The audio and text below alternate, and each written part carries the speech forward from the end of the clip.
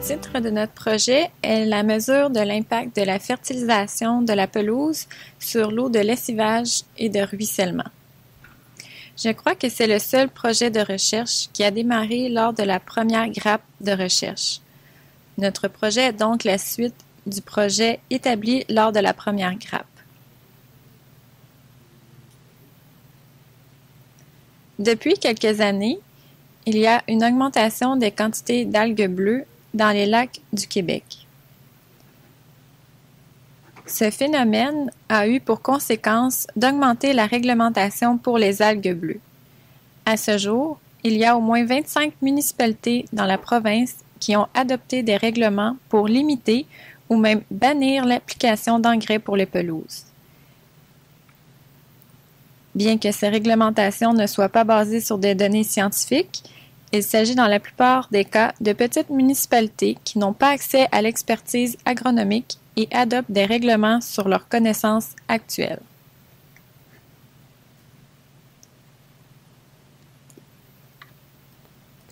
Voici un exemple d'une réglementation municipale qui est un cas typique pour le Québec. Il s'agit de la réglementation pour la ville de Lac-Mégantic. Ce règlement a été adopté il y a 5 à 6 ans. Cette réglementation stipule que vous ne pouvez utiliser que des engrais naturels et que l'application de ceux-ci sur votre pelouse doit se faire au printemps, soit entre le 10 mai et le 10 juin. Ceci va à l'encontre de l'une des recommandations de base de la fertilisation, qui est le fractionnement des engrais en 3 ou 4 applications. De plus, il s'agit d'une région assez surélevée, montagneuse. Donc, le réchauffement de la température et du sol se fait lentement au printemps. Ainsi, en appliquant tôt au printemps, dans des sols frais, des engrais naturels qui ont besoin des micro-organismes du sol pour libérer les éléments nutritifs, il ne sera pas possible d'avoir une libération optimale de ces derniers, comparativement à une application lorsque les sols sont plus chauds. De plus, il ne réglemente pas la quantité d'engrais appliqués, mais plutôt le pourcentage maximum d'éléments nutritifs que peuvent contenir les engrais. Par exemple, le pourcentage maximum pour l'azote est de 10 %, pour le phosphore 3 % et de 6 % pour le potassium. Cependant, le taux d'application n'est pas réglementé. Vous pouvez donc appliquer 10 fois la dose recommandée, mais si vous utilisez un engrais qui a moins de 10,3,6 de formulation, vous êtes conforme à la réglementation.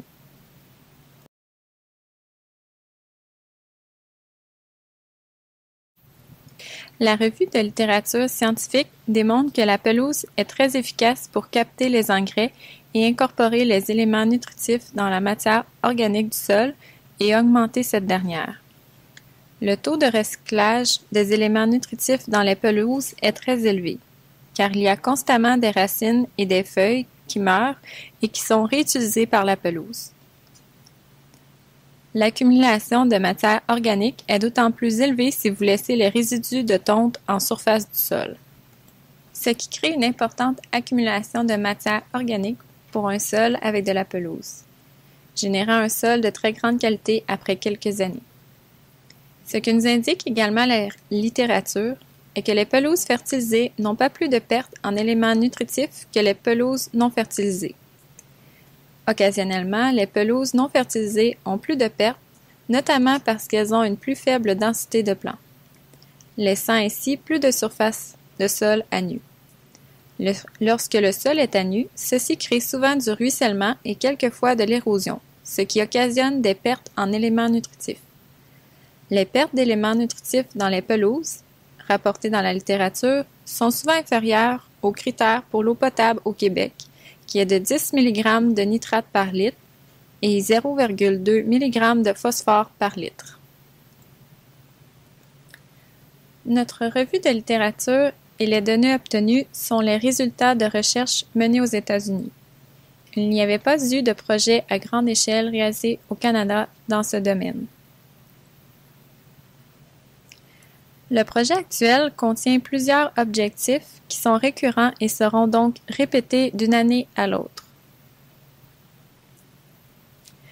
Premièrement, Nous voulions déterminer les quantités d'azote et de phosphore lessivées dans des parcelles de pelouse fertilisées et non fertilisées. Deuxièmement, nous voulions comparer les pertes d'azote et de phosphore de pelouse fertilisées avec différentes sources d'engrais, les engrais naturels, les engrais synthétiques et les composts.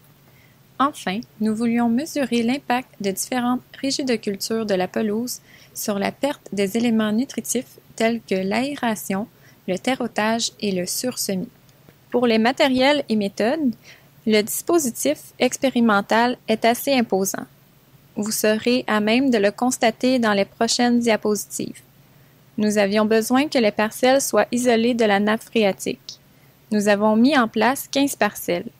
Le site du projet est situé sur le campus de l'Université Laval à Québec.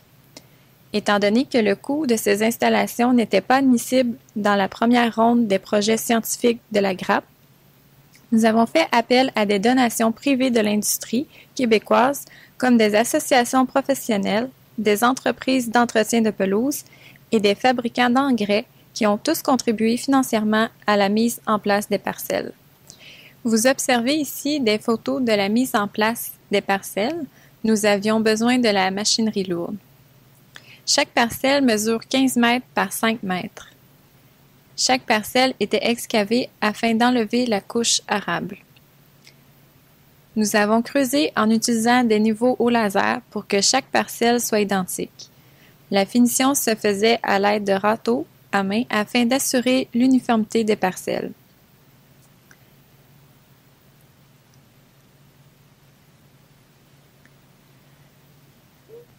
Voici l'aspect d'une parcelle lorsque la finition était complétée. Vous remarquez la forme en V au milieu de la parcelle. Cette dépression avait 50 cm plus bas que le niveau du sol, tandis que les côtés étaient 30 cm plus bas que le rebord. Lorsque la parcelle était complétée, 2 épaisseurs de plastique étaient installées dans le fond afin de l'isoler de la nappe phréatique. Un drain et un tuyau de plastique étaient également installés au milieu de celle-ci afin de collecter les eaux de lessivage. Les parcelles étaient ensuite recouvertes avec la couche arable précédemment excavée. Il ne s'agit pas ici d'un sol de grande qualité.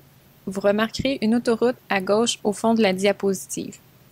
Le sol est donc du remplissage créé par la construction de l'autoroute, il y a 40 ans. Nous ne voulions pas utiliser un sol de qualité, mais plutôt un sol représentatif de ce que l'on retrouve en milieu urbain, un sol qui a été déplacé et retravaillé. Parfois, le sol de qualité se retrouve sous le sol de mauvaise qualité. Les parcelles ont donc été recouvertes d'un gazon en plaques. Vous remarquerez qu'il y a différentes nuances de couleurs vertes dans les parcelles. Les traitements comportent des parcelles fertilisées et non fertilisées. Comme le financement du projet était pour 2 ans, nous craignons de ne pas avoir d'effet sur les parcelles non fertilisées par rapport aux parcelles fertilisées. Nous avons donc utilisé des plaques de gazon d'un autre projet en place et qui n'étaient pas fertilisées depuis 5 ans. Ceci a pour effet d'accélérer le processus.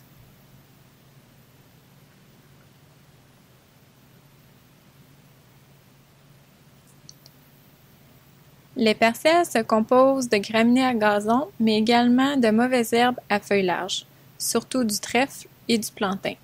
Ceci est une parcelle non fertilisée. Sur cette vue d'ensemble, vous remarquerez 8 parcelles de chaque côté. Au fond, on peut voir les tuyaux de plastique blanc servant à collecter les eaux provenant des drains et allant dans la tranchée.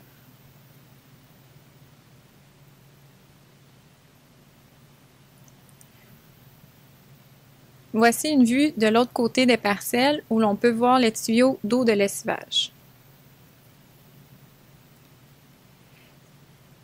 C'était un peu compliqué pour la collecte des eaux de ruissellement.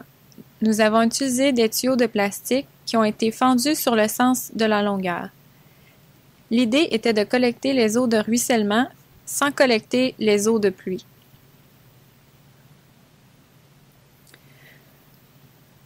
Nous avons utilisé du béton afin d'assurer l'étanchéité entre le tuyau de collecte et le gazon pour s'assurer que l'eau n'aille pas entre le gazon et le tuyau.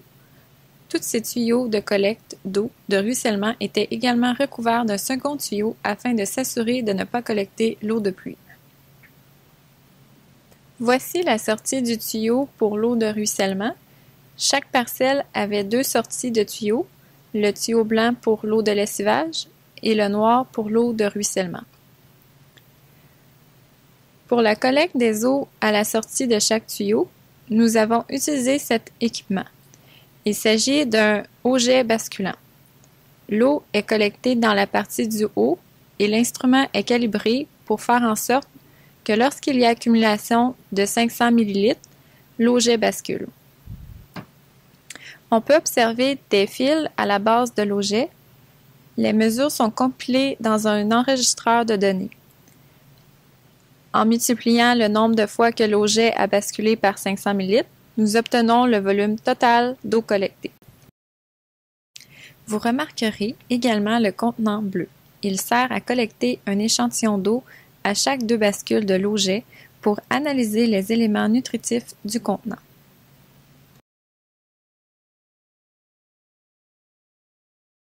Chaque eau-jet basculant était recouvert d'une boîte de plastique afin d'éviter la contamination par l'eau de pluie. Nous observons les 15 parcelles comportant 2 tuyaux par parcelle et donc 2 eau-jets pour un total de 30 eau-jets basculants. Nous avons également installé des sondes dans le sol. Dans chaque parcelle, il y a 4 sondes. Il y en a 3 pour mesurer l'humidité. La première à 10 cm, la deuxième à 20 cm et la troisième à 30 cm de profondeur. Il y a également une sonde pour mesurer la température à 10 cm. Toutes ces sondes sont reliées à un autre enregistreur de données. Vous voyez ici la photo de l'enregistreur de données. Cet équipement enregistre une lecture par parcelle par heure pendant tout l'été. Voici une parcelle complétée. Il s'agit d'une parcelle avec pelouse fertilisée, donc principalement composée de graminées à gazon. Vous notez la présence à droite de l'enregistreur de données. Pour les sondes et dans le haut de la photo, notez la présence d'un gicleur d'irrigation. L'irrigation a été calibrée afin que chaque parcelle reçoive le même volume d'eau. L'irrigation est seulement utilisée pour empêcher le gazon de faner. De plus, la présence des plastiques sous les parcelles d'essai a pour effet d'assécher plus rapidement la pelouse. Durant l'été et surtout durant la période de sécheresse, nous ne voulions pas que la pelouse meure. Nous l'irriguons pas pour avoir une pelouse parfaite, mais juste assez pour la maintenir en vie. La parcelle que vous voyez en est une qui n'est pas fertilisée. Elle comporte des graminées, mais aussi des mauvaises herbes à feuilles larges. Nous avons 5 traitements et 3 répétitions. Les 2 premiers traitements sont semblables. Ce sont des applications d'engrais synthétiques visant à maintenir la qualité de la pelouse. Dans ces traitements, nous apportons 1,46 kg d'azote par 100 mètres carrés, ce qui équivaut à 3 livres par 1000 pieds carrés par année. Toutes les parcelles qui étaient fertilisées reçoivent la même quantité d'azote. Par contre, les quantités de phosphore et potassium apportées dépendent des sources d'engrais. Pour le traitement avec engrais synthétique, la formulation ne contenait aucun phosphore, ce qui représente une formulation standard utilisée par les compagnies d'entretien de pelouse au Québec. C'est un engrais à base d'urée enrobé de polymère et de soufre. Le second traitement est un engrais de source naturelle avec la même quantité d'azote, mais avec la formulation 9,2,5. Ces 2 premiers traitements sont fractionnés en 4 applications. La première en mai, la seconde en juin, la troisième en août et la quatrième en septembre. Pour le traitement 3, nous voulions refléter une situation municipale comme celle mentionnée au début de la présentation, où il est souvent permis de n'utiliser que des engrais naturels et appliqués en une seule fois, c'est-à-dire au printemps. Nous avons donc appliqué la même quantité d'azote que les traitements 1 et 2, mais en une seule application au printemps avec du compost marin. Et finalement, nous avons aussi 2 traitements non fertilisés. L'un d'eux était avec des pratiques culturales d'entretien, comme l'aération, le terrautage et le sursemis. Et le dernier ne reçoit pas d'engrais ni de pratiques culturales d'entretien, donc non entretenues. Pour ce qui est de la collecte de données, Nous faisons une évaluation visuelle de la qualité de la pelouse chaque mois. Aussi, une évaluation mensuelle du taux d'envahissement des mauvaises herbes, mais seulement dans les parcelles fertilisées. Nous faisons des analyses de sol 2 fois par année. Enfin, les données sur la température et l'humidité du sol sont enregistrées automatiquement chaque heure dans l'enregistreur de données. Après chaque période de pluie, nous mesurons le volume des eaux de ruissellement avec les augets à bascule. Des échantillons sont alors prélevés pour analyser les différentes formes de phosphore et d'azote présentes dans les eaux. Nous faisons les mêmes collectes et analyses pour chaque eau de ruissellement.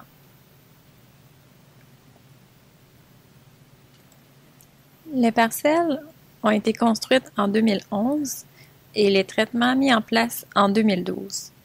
Nous avons déjà de bons résultats durant ces 2 premières années de projet.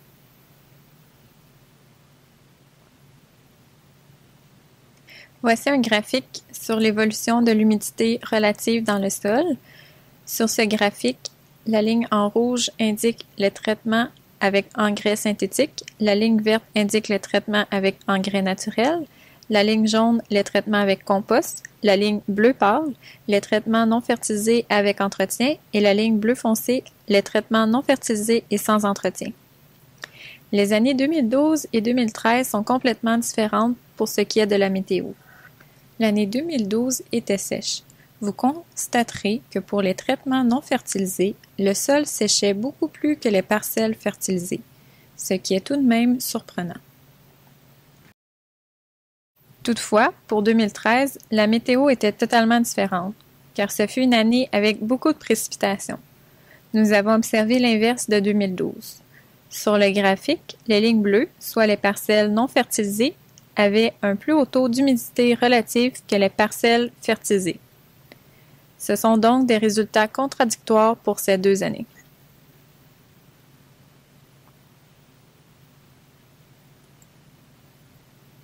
Ce tableau montre en détail les résultats qui étaient significatifs. Nous avons obtenu une différence significative entre les 2 années et un effet d'interaction entre les années et les traitements. Tel que déjà mentionné, lors de la première année, les traitements non fertilisés étaient plus secs, mais plus humides à la 2e année du projet.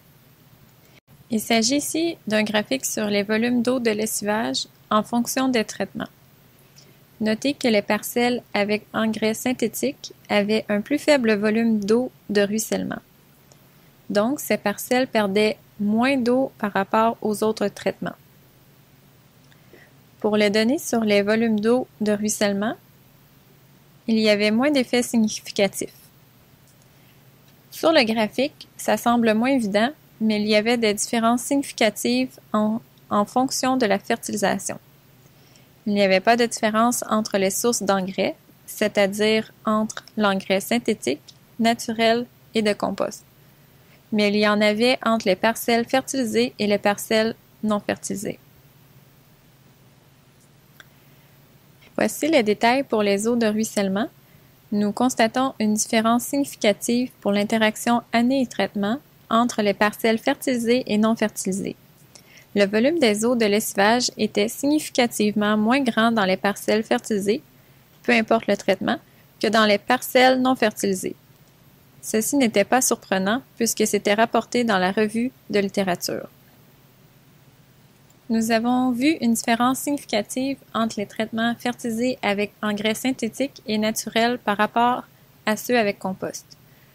Dans les diapos précédentes, nous faisions mention des volumes d'eau lessivée. Ce tableau nous indique les pertes en phosphore et en azote dans les eaux de lessivage. Pour les eaux de lessivage, un des résultats intéressants est que les parcelles fertilisées avaient une perte d'azote sous forme de nitrate plus grande que dans les parcelles non fertilisées. Ce qui n'est pas très surprenant puisque le nitrate est très soluble et mobile dans le sol.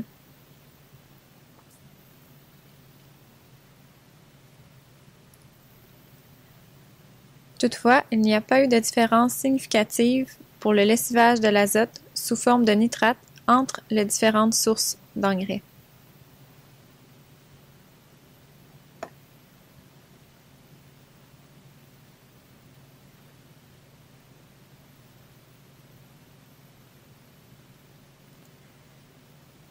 Cette diapositive montre les mêmes résultats, mais sous forme graphique. Pour 3 dates en 2013, surtout pour les 2 premières dates en mai, soit les 11 et 21 mai, il y a eu plus de lessivage d'azote sous forme nitrate dans le traitement avec compost comparativement au traitement non fertilisé. Et ceci était très surprenant parce que c'était avant même l'application du compost. Il s'agit probablement d'un effet résiduel du compost appliqué l'année précédente. Il y a également eu une augmentation des pertes d'azote sous forme nitrate provenant des parcelles avec engrais synthétique, représentées par le point rouge à la droite du graphique, soit tard à l'automne.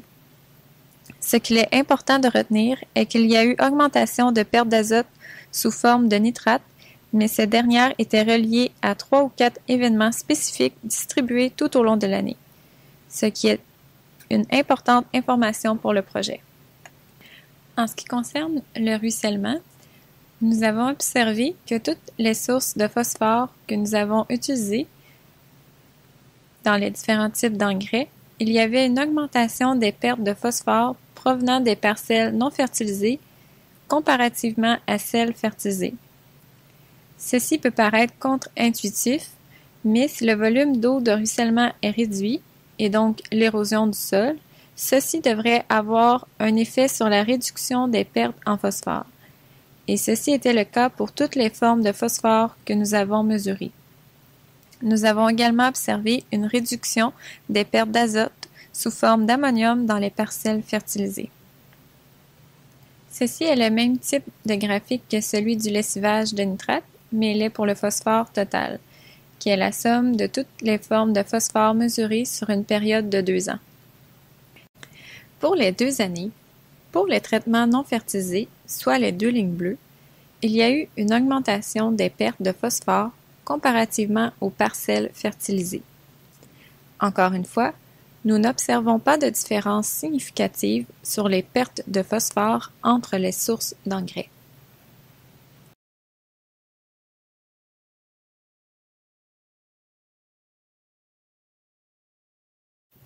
Pour les pertes en ammonium, il y a eu une légère augmentation des pertes en azote sous forme d'ammonium dans les parcelles fertilisées, tant dans les traitements avec engrais synthétiques que ceux avec compost.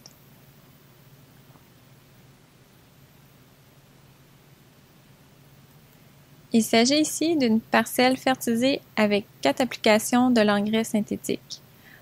On note une coloration verte foncée et une densité élevée des graminées. Il y a quelques mauvaises herbes puisque nous n'avons fait aucun traitement de contrôle, mais malgré cela, la parcelle semble assez belle. Voici une parcelle fertilisée avec l'engrais naturel. La coloration était un peu plus vert pâle et la densité moins élevée, avec un peu plus de mauvaises herbes, mais la qualité est tout de même assez bonne et convenable pour la plupart des gens. Il s'agit ici d'une parcelle fertilisée avec compost. La coloration est plus pâle, la densité moins élevée et on commence à avoir un peu plus de sol dénudé et beaucoup plus de mauvaises herbes. Nous croyons qu'avec le temps, les parcelles fertilisées avec le compost ressembleront de plus en plus aux parcelles non fertilisées et auront des pertes semblables à ceux-ci.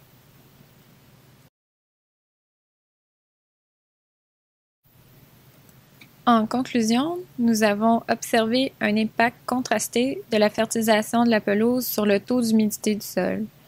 Une année plus sec versus une année avec plus de précipitations ont donné des résultats contraires. Dans les parcelles fertilisées, il y a eu une diminution du volume d'eau de ruissellement par rapport aux parcelles non fertilisées. Enfin, il y a eu moins de pertes en phosphore dans les parcelles fertilisées que dans les parcelles non fertilisées.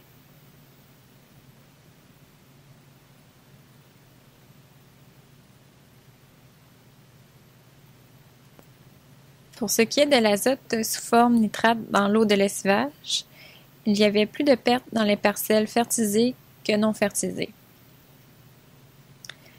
Bien que les valeurs soient significatives, les pertes sont estimées à peine à 2% des quantités d'azote apportées par la fertilisation. De plus, 40% de ces pertes sont reliées à 3 événements spécifiques de précipitation.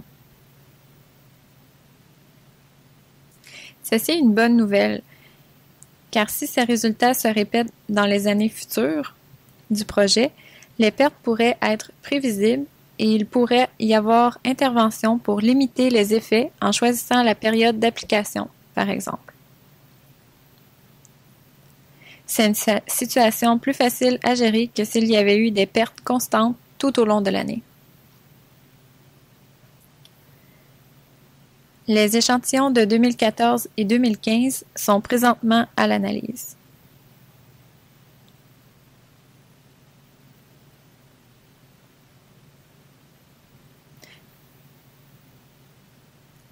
Les espèces de végétaux qui composent la pelouse dans la parcelle non fertilisée semblent avoir une influence sur les pertes. Ce n'est donc pas seulement l'effet de la fertilisation, mais aussi le fait d'avoir un mélange de feuilles larges et de graminées dans les parcelles non fertilisées qui a un effet sur le comportement de l'eau. Nous devons prendre cela en considération.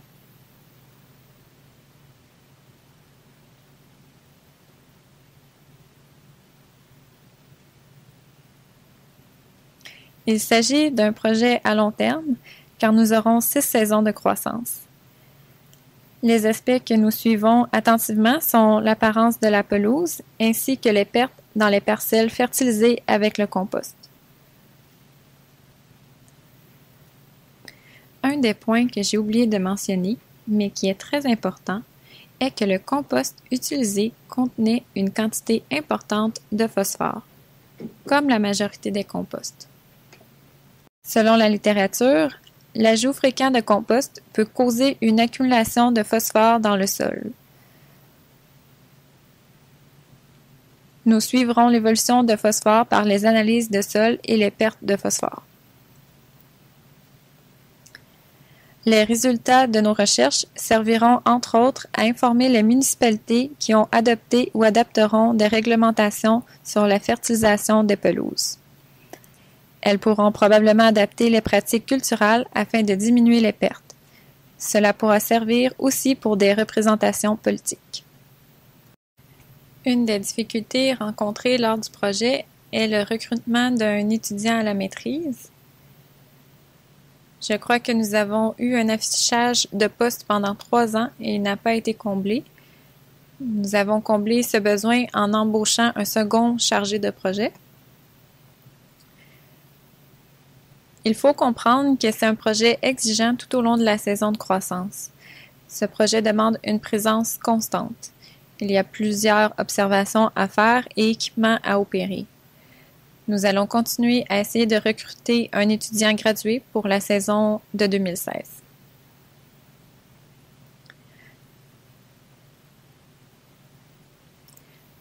Une autre difficulté a été au niveau des enregistreurs de données, particulièrement en 2014. Les données pour 2014 sont moins précises que ce que nous avions en 2012 et 2013. Nous avons un doute sur ces résultats. Tous les enregistreurs de données ont été remplacés en 2015. Ce problème est donc résolu. Une difficulté qui n'est pas inscrite ici est que c'est très long pour faire toutes ces analyses d'eau. Ça prend environ 1 an. Il est donc difficile d'ajuster les pratiques culturelles. Dans le futur, nous serons capables de nous adapter basés sur les résultats des années précédentes. J'ai présenté plusieurs conférences, notamment en Ontario au Symposium sur le gazon en 2013, 2014 et 2015. Aussi à l'Expo FIOC à chaque année, dans 6 municipalités du Québec en 2015, et à de nombreuses occasions à des entreprises d'entretien de pelouse. En 2013, il y a eu une journée de démonstration au champ pour les membres de l'industrie. J'ai également eu l'occasion de faire une visite des parcelles à un petit groupe en 2015. Nous prévoyons faire d'autres démonstrations au champ dans les prochaines années. Ici Yubin. C'est davantage un commentaire qu'une question. Je vous félicite pour votre projet. C'est un très bon dispositif et les résultats seront très utiles pour notre secteur. Vous mentionnez qu'une des municipalités permet seulement l'application d'engrais de sources naturelles. Je me demande quel engrais on peut qualifier de naturel. Également, l'engrais synthétique que vous utilisez est un engrais soluble ou à libération contrôlée, parce que cela ferait une grande différence dans les résultats. Je vais faire un parallèle avec nos recherches sur les toits verts. Il y a une mauvaise compréhension dans l'industrie au sujet des engrais. Plusieurs croient que les engrais biologiques ou de sources naturelles sont tous bénéfiques pour l'environnement. Vos résultats ainsi que les nôtres sur les toits verts démontrent par des données scientifiques que ce n'est pas toujours le cas. L'industrie, notamment les architectes paysagistes qui conçoivent les toits verts, ainsi que les gouvernements qui légifèrent dans ce domaine, devront tenir compte de vos résultats.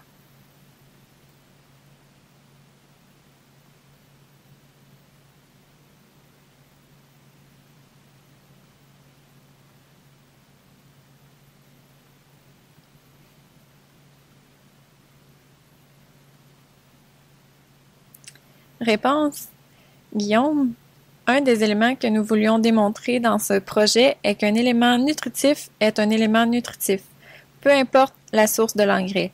La plante ne fera pas de distinction sur la source d'engrais puisqu'elle absorbe les éléments nutritifs sous la même forme. Toutes les sources d'éléments nutritifs apportés aux plantes comportent des risques de lessivage ou de perte dans l'environnement si celles-ci ne sont pas utilisées correctement. Le consommateur ou les municipalités ne réalisent pas qu'il n'est pas possible d'apporter de compost sans phosphore. Toutefois, il est possible d'appliquer des engrais synthétiques sans phosphore. Ceci est un bon argument pour les engrais synthétiques. Toutes les sources d'éléments fertilisants ont leurs avantages et inconvénients.